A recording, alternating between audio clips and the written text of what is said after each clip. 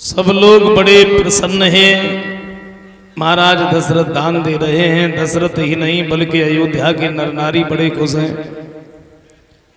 अयोध्या के नर नारी ही नहीं बल्कि देवियां और देवताओं ने जब ये देखा है कि अवतार हो गया तो ये भेष बदल बदल करके आते हैं भगवान श्री राम के दर्शन करने के लिए। हुआ क्या,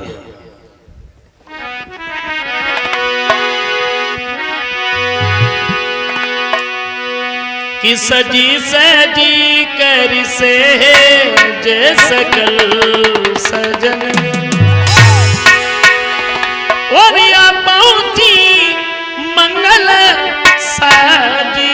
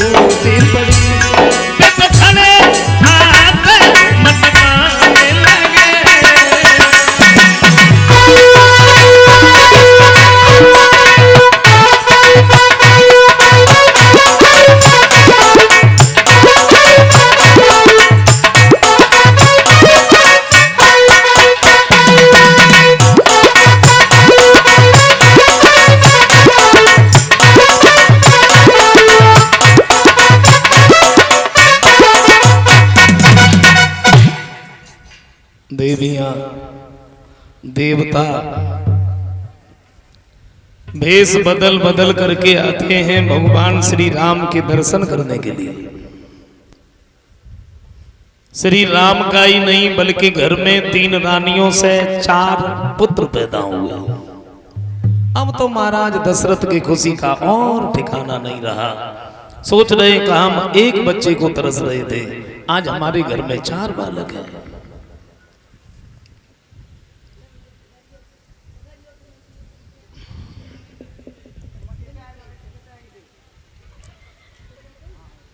समझाया है।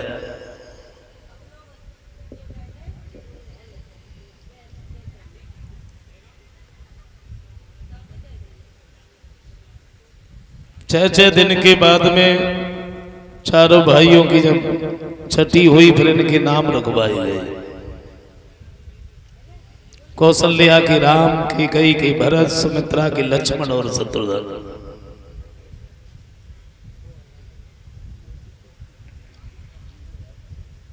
इधर तो श्री राम के जन्म की खुशियां मनाई जा रही हैं। आइए गौर करते हैं कि भगवान श्री राम का अवतार हुआ तो क्यों हुआ। श्री राम इस भूतल पर आए तो क्यों आए, तो विद्वानों ने अनेकों मत लिखे। किसी ने कुछ बताया, किसी ने कुछ बताया, लेकिन बाबा तुलसीदास जी ये कहते हैं कि भगवान के अवतार की कोई तिथि या तारीख निश्चित थोड़ी होती है। वो इसी तिथि को आएंगे या इसी दिन को आएंगे या तारीख को आएंगे, निश्चित नहीं है। वो कहते हैं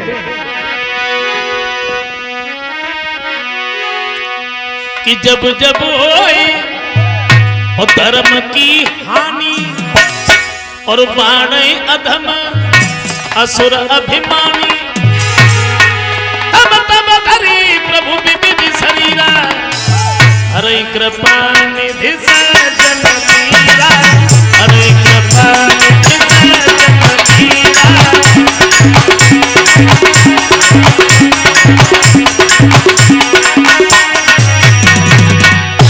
बाबा तुलसीदास जी कहते हैं कि भगवान के अवतार की कोई तिथि या तारीख निश्चित थोड़ी होती है।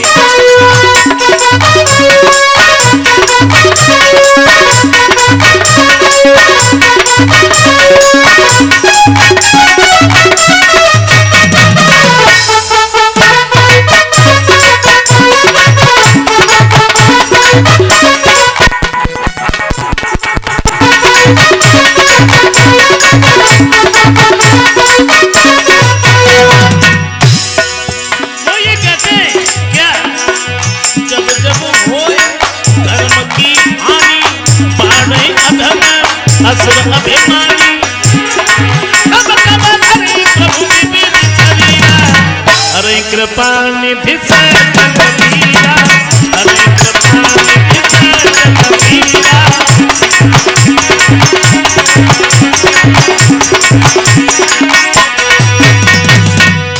जब जब भूतल पर अत्याचार होता है, जब जब पापियों की संख्या बढ़ जाती है, तो फिर भगवान को आना ही पड़ता है। इनकी ये तिथियां तारीख निश्चित नहीं होती है कि इसी तिथि को आएंगे। दूसरे विद्वान ने कुछ और बताया, बोले ये दशरथ और कौशल्या जो थे ये पूर्व जन्म में साम्य मनु और शत्रुपा थे। तब इन्होंने तपस्या की है, भगवान से वरदान मांगा है, प्रभु हमें तुम्हारे जैसा पुत्र चाहिए।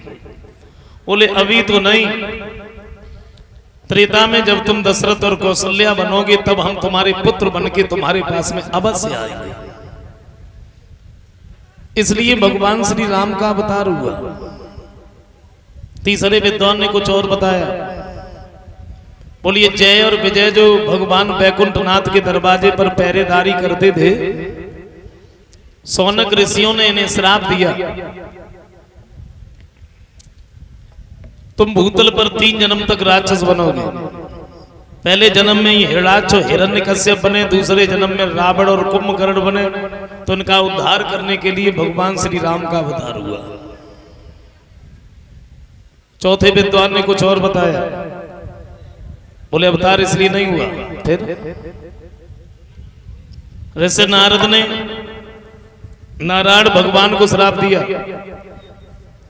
अब नारद ने नारायण भगवान को श्राप काहे को दे दिया? क्योंकि नारद तो हमेशा नारायण नारायण ही कहते रहते थे, पर श्राप क्यों दे दिया? आइए तो संक्षेप में गौर करते हैं। एक बार ऋषि नारद हिमालय पर्वत पर घूमने के लिए गए। क्या देखा, बड़ी सुंदर रमणीक जगह है। तो नारद के दिमाग में एक बात आई, यहाँ बैठ करके हमें तपस्या करनी चाहिए। नारद ने जब तप किया, घोर तप किया, तो इंद्र ने यह सोचा हमें ऐसा लगता है नारद मेरा सिंहासन लेना चाहते हैं, इसलिए तपस्या कर रहे हैं। इंद्र किसी को तपस्या नहीं करने देता था। क्यों? क्योंकि से कुर्सी का बहुत बड़ा डर रहता था, कहीं हमारी कुर्सी न चली जाए। इंद्र एक पदवी थी, जैसे आज प्रधानमंत्री मुख्यमंत्री इनकी हुआ करती है। पहले जो तपस्या में सफल हो जाता था उसे इंद्र की पदवी दी जाती थी। बाबा तुलसीदास जी ने बताया,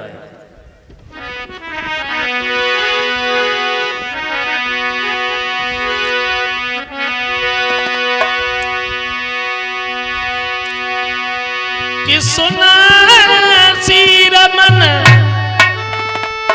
कही अति त्रासा और चाहत देव ऋषि मम पूर्वासा।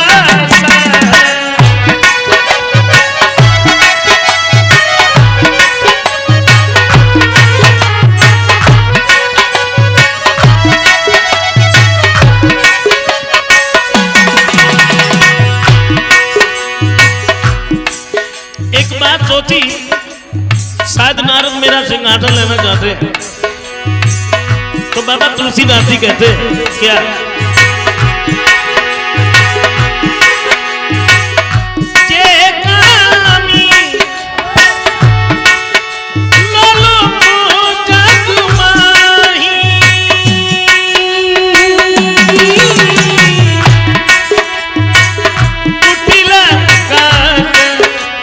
सब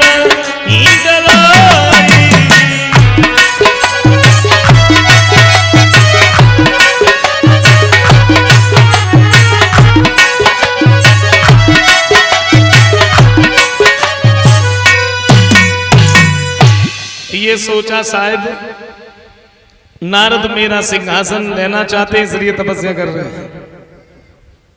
बाबा तुलसीदास जी कहते हैं कि जो कामी और लोलुप इंसान होते ना, वो कौवे की तरह हमेशा सबसे डरते रहते हैं। सूखा हाड़ ले भाग सठ स्वान ने रखी मृगराज और छीन ले जन जाने जड़ते सरो पता न। सूखी हड्डी को जब कुत्ता चबाता है, कुत्ता सूखी हड्डी चबाता है और उस जगह पर अगर शेर आ जाए तो वो कुत्ता शेर को देख करके अपनी सूखी हड्डी मुंह में दबा के इस तरीके से भागता है कि शेर हमारी सूखी हड्डी छीन न ले।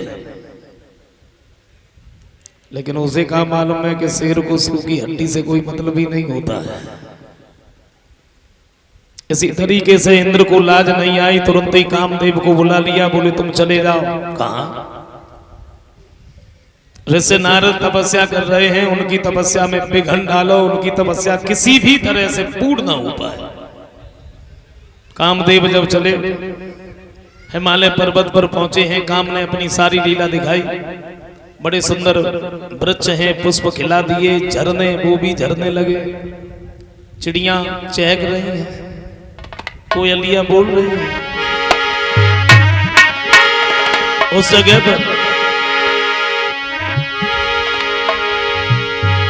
हिमालय पर्वत पर कि पल में बारी आई पर्वत पे, पर्वत पे हाँ पर्वत पे, पल में बारी आई पर्वत पे, पर्वत पे हाँ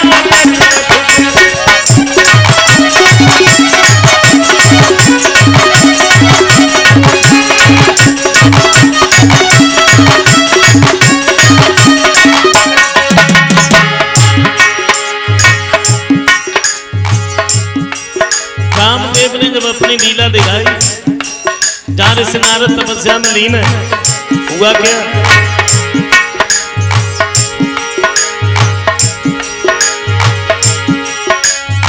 हरे हरे बने बने जब बहार, धीमे धीमे पड़ गई मस्तक हुआ।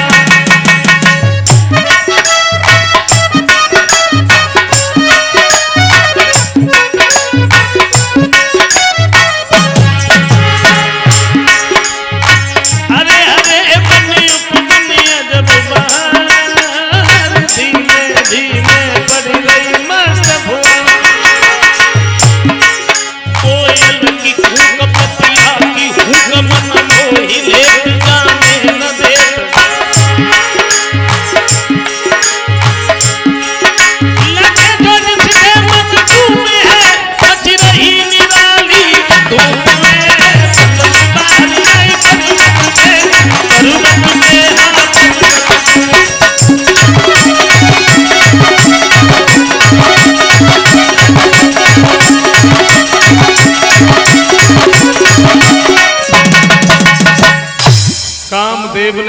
अपनी लीला दिखाई, लेकिन नारद के ऊपर कोई असर ही नहीं पड़ा।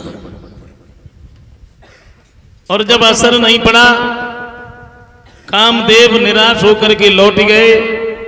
इंद्र को जाके सारी बात बताई, माफ करना, हम इस नारद को तपस्या से नहीं डिगा पाए। और इधर नारद की जब आंख खुली तो बड़ा अभिमान हो गया। अभिमान क्या हो गया? सोचा मेरे समान दुनिया में कोई महात्मा है ही नहीं, मैंने तो कामदेव को जीत लिया, मैं तो बाल ब्रह्मचारी हूं। हो गया अभिमान। और इससे नारद इसी अभिमान को लेकर के पहुंच गए भोले बाबा के नजदीक। भगवान शंकर ने देखा तो बिठा लिया, आओ नारद, बड़े दिन में आए, कहां रहे? नारद कहते प्रभु आपको नहीं है ही नहीं। क्यों? क्योंकि मैंने तो कामदेव को जीत लिया, मैं तो बाल ब्रह्मचारी हूं। भोले बाबा बोले देखो, जब बात तुमने हमसे कही सो कही, लेकिन कहूं ब्रह्मा जी से जाए कि मत कही हो। नारद ने तुरंत ही बीड़ा उठाया, ब्रह्मा जी के नजदीक पहुंच गए और वह बात ब्रह्मा जी ने समझाई। बोले हमसे कहा तो कहा, लेकिन कहीं विष्णु से जाके नहीं कहना। तो नारद कहने लगे क्यों नहीं कहेंगे? मैंने कोई चोरी की है, कोई कत्ल किया है? अरे मैंने कामदेव को जीता, मेरे समान दुनिया में कोई महात्मा नहीं, मैं बाल ब्रह्मचारी हूं। वैसे नारद थोड़ी बहुत देर और बैठते, फिर बिल्कुल नहीं बैठे, बिल्कुल नहीं बैठे।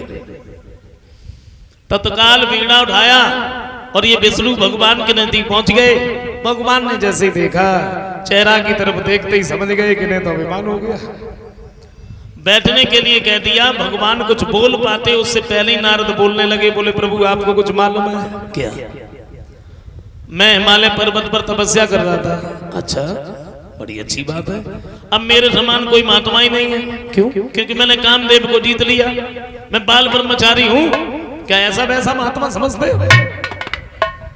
भगवान कहते देखो नारद, सच बात तो यह है कि महात्माओं के लिए कामदेव जीतना कोई बड़ी बात नहीं होती है। और तुमने अगर जीत लिया तो तुम कहते काहे को? नारद माने ही नहीं। तो भगवान ने सोचा कि नहीं तो अभिमान है और भक्तों का अभिमान दूर करना ही मेरा काम है। हाँ, अब हमें वो करना चाहिए जिससे ऋषि नारद का अभिमान दूर हो जाए।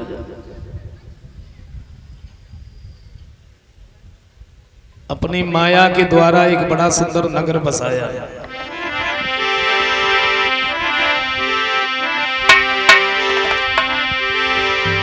कि निज बिछड़ा पुरी से भी प्रभु ने और अति सुंदर जिसे बनाया।